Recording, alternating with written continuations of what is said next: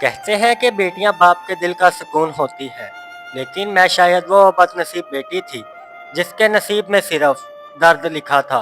जब मैं छोटी थी तो मुझे मालूम नहीं था कि मेरा घर मेरे लिए कैद बन जाएगा। मैंने दूसरों के घरों में बेटियों को बाप की गोद में बैठकर हंसते हुए देखा था। मैंने सुना था कि बाप बेटियों के मुहाफिज होते हैं, लेकिन मेरा बाप वो तो जैसे मेरा दुश्मन था।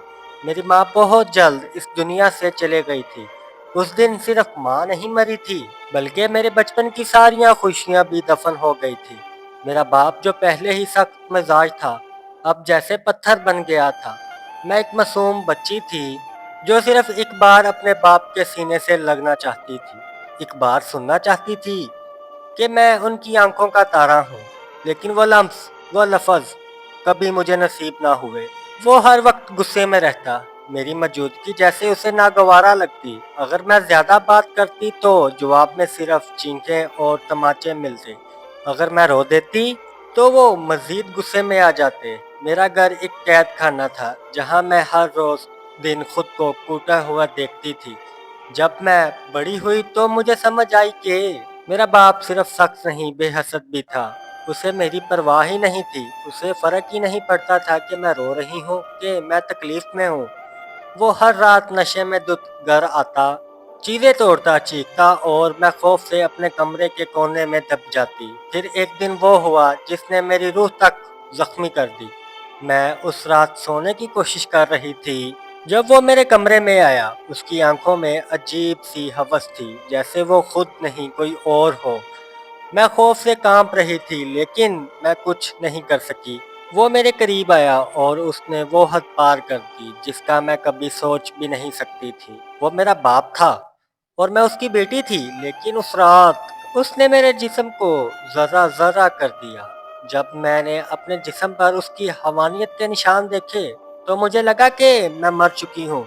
मैंने आईने में खुद को देखा और वहाँ जो चेहरा था वो किसी जिंदा इंसान का नहीं था। फिर वो दिन आया जब मैंने फैसला कर लिया कि मुझे इस कैद से निकलना है।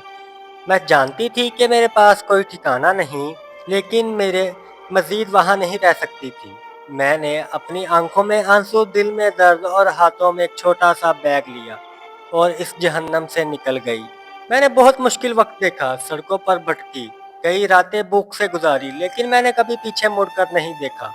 मैंने खुद को मजबूत बनाया, खुद को संभाला और आहिस्ता-आहिस्ता अपनी ज़िंदगी में आगे बढ़ने लगी। लेकिन एक ख़्याल हमेशा मेरे दिल में रहा, एक ऐसा ज़ख्म जो कभी नहीं भर सका। मैंने दूसरों के बापों को बेटियों पर निछावर होते देखा, लेकिन मेरा अपना बाप शायद वो मुझे कब का भूल चुका था। फिर एक दिन मुझे एक फ़ोन कॉल आई, एक ऐसी कॉल जिसने मुझे लम्हे में मेरे माज़ी के अंदर धकेल दिया। तुम्हारे बाप की तबीयत बहुत ख़राब है, वो आखिरी वक्त तुम्हें देखना चाहता है। मुझे लगा शायद ये कोई ख्वाब है या शायद मेरी सुनी गई हो। क्या वो शख्स जो कभी मुझे से नजरें मिलाने को तैयार नहीं था, आज मुझे देखना चाहता है? मैं तज़-बज़र में थी, लेकिन आखिरकार मैंने फैसला किया कि मुझे जाना चाहिए। शायद उसके पास कोई जवाब हो, शायद मुझे मेरे सवालों का इख्तिताम मिल जाए। मैं वापस गई, वही घर, वही दर्द दीवारें, वही सेहन जहाँ मैंने बचपन गुजारा था।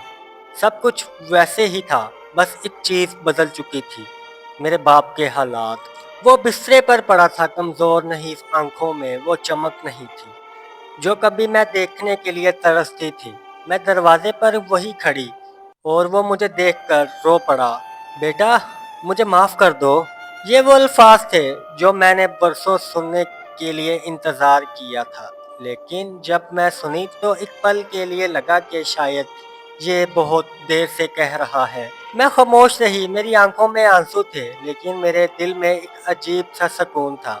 मैंने करीब जाकर उसको देखा, वही चेहरा जो कभी मुझे खौफज़दा कर देता था, आज अनमदद से झुकती हुई थी। बाबा, आपको पता है, मैंने सारी ज़िंदगी ये सोचकर गुजार दी कि शायद मैं आपके काबिल नहीं थी, लेकिन आज समझ आई है कि असलियत में आप मेरे काबिल नहीं थे। मेरे अल्फाज जैसे उसके नुस्खे की तरह उसके दिल में उतर गए।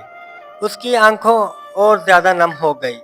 وہ کچھ کہنا چاہتا تھا لیکن شاید الفاظ اس کے ساتھ چھوڑ چکے تھے۔ میں نے اس کے سر پر ہاتھ رکھا، آخری بار اسے دیکھا اور پھر ہمیشہ کے لیے اس دروازے سے نکل گئی، اور اس کے بعد میں کبھی پیچھے مڑ کر نہیں دیکھا۔ اختتام: یہ کہانی ایک ایسی بیٹی کی ہے جس نے وہ سب سہا جو کسی کو سہنا نہیں چاہیے، لیکن آخر میں اس نے اپنی طاقت خود بنی۔ باپ نے پچھتایا، مگر پچھتاوا ہمیشہ دیر سے آتا ہے، اور بعض اوقات وہ کچھ بھی ٹھیک نہیں کر سکتے۔ اگر میری یہ سٹوری آپ کو پسند آئی ہو تو میرے چینل کو سبسکرائب ضرور کیجیے گا تاکہ آنے والی ہر ویڈیو آپ تک بآسانی پہنچ جائے۔